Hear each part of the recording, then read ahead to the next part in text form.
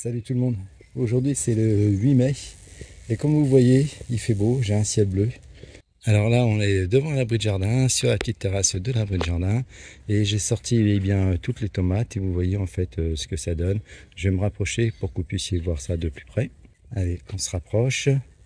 Alors dans le fond, contre le mur, eh bien ce sont les tomates Roma.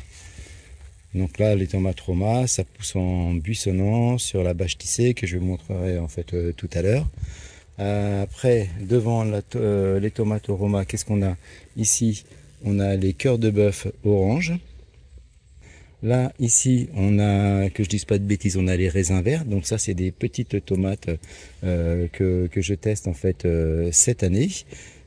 Apparemment, c'est très goûteux, donc ça devrait être sympa. Là, ici, on a les noirs de Crimée qui vont aller sous la casquette. Là, j'ai un peu de Paola. Là, j'ai de la cœur de bœuf rouge. Là, ici, c'est du reliquat. C'est tout ce que je garde en fait sous le coude. Alors, il y a deux raisons. C'est soit si jamais il vient y avoir un problème. On ne sait jamais, un orage de grêle ou quoi que ce soit. Parce qu'au mois de mai, vous avez vu qu'on a eu des orages déjà au mois d'avril. Donc moi j'ai eu de la grêle aussi ici en Dordogne, donc on ne sait jamais. Donc je garde ça sous le coude au cas où. Et puis après il y a une partie qui va aller pour les restos du cœur. Donc d'ailleurs après une grosse partie si tout va bien. Là je pense que au jardin partagé des restos du cœur ils sont pas encore en mesure de mettre tout ça en terre. Donc je garde ça sous le coude moi chez moi dans ma serre mobile.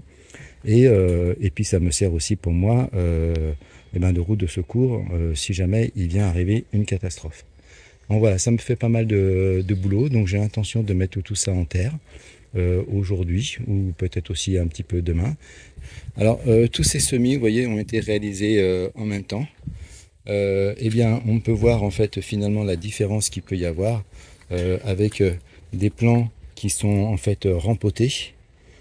Donc dans des grands pots et des plants en fait qui ont subi un repiquage en godet de 8. Alors là ceux-là devant c'est du godet de 8 mais là c'est du godet de 7 parce que voilà le godet de 8 j'en avais plus, il fallait que j'utilise donc je n'avais pas le choix les godets de 7 et ça me prenait aussi moins de place dans la serre.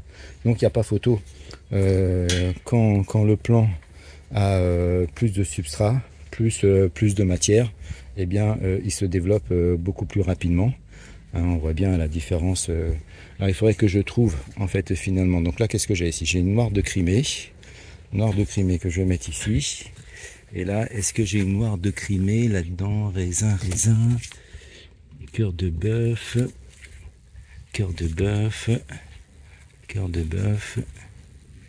Raisin. Ouais, il faudrait que je trouve une noire de Crimée. Ah voilà. Une Crimée en godet de 7. Vous voyez la différence?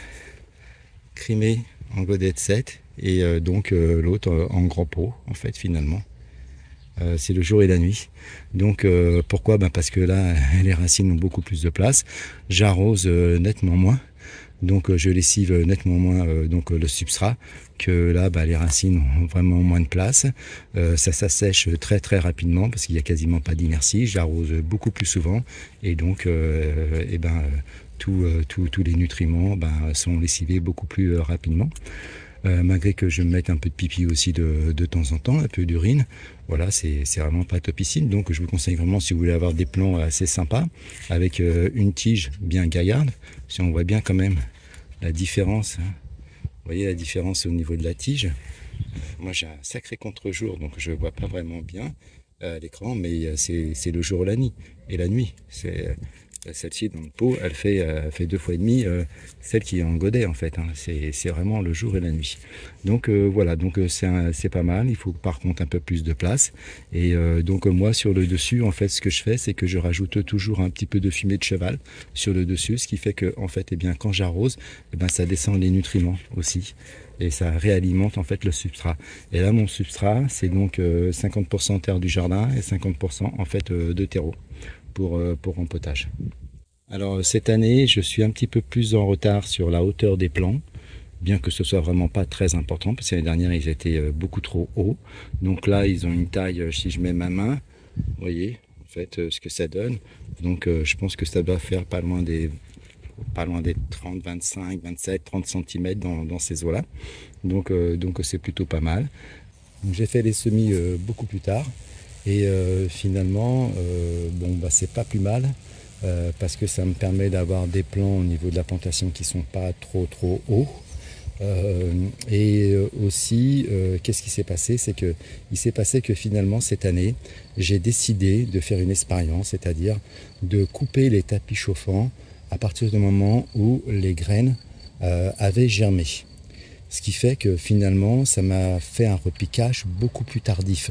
Les autres années, je laisse en fait les tapis chauffants, donc avec un substrat aux alentours de 25-30, ce qui fait que ça me booste énormément en fait les plants. Et en 15 jours, je peux déjà faire mon premier repiquage. Là, il m'a fallu attendre beaucoup plus longtemps. Je pense que j'ai dû perdre en fait une dizaine de jours, voire même un petit peu plus. Et pourquoi j'ai fait ça? Pour essayer d'endurcir un petit peu plus en fait les plants, pour éviter qu'il y ait un stress trop important. C'est-à-dire donc au moment du repiquage, les mettre dans la serre mobile et après avoir une température de confort nettement moins inférieure. Et j'ai aussi, après dans la serre mobile, j'ai aussi baissé la température donc des tapis chauffants, de sorte à ce que ceux-ci se déclenchent uniquement quand la température arrive en dessous de 10 degrés. Voilà, pour essayer de maintenir une température nocturne entre 10 et 12 degrés. Voilà, donc un peu moins de confort. L'année dernière, c'était 15 degrés. Et donc, et pourquoi? Aussi, voilà, toujours c'est dans un souci d'acclimatation, une fois que le plant va se retrouver en pleine terre, parce que là, par exemple, ils annoncent une température pour cette nuit entre 8 et 10 degrés, je crois. Donc, moi, je suis dans la vallée, il fait toujours un petit peu plus frais, j'ai même parfois 2 degrés de moins par rapport à ce qui est annoncé. Donc, du coup, voilà, ça permet de préparer en fait le plant. Voilà, j'ai Muriel qui est venu en renfort et qui filme.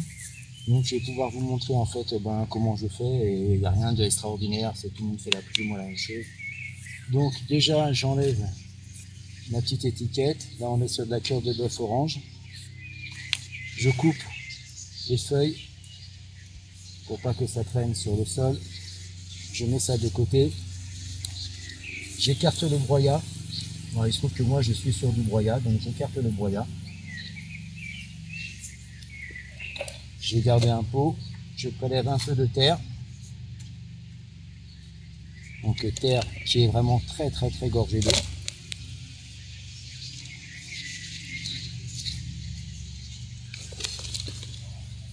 Voilà, pas grand chose. Juste à peu près la profondeur du pot. Là on voit les racines. Donc la terre est très friable parce qu'il y a 50% de terreau et 50% de terre de jardin. Je positionne, j'écrase vraiment bien.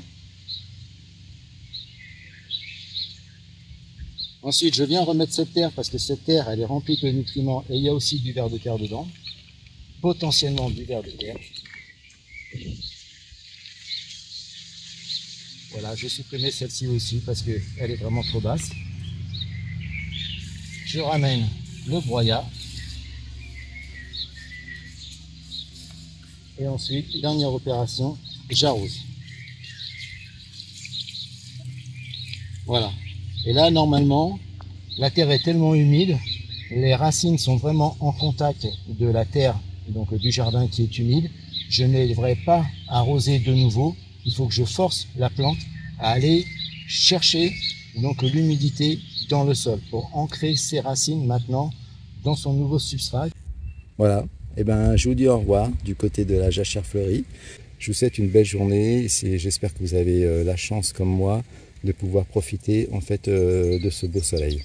Allez, salut les amis, à une prochaine vidéo. Ciao, bye.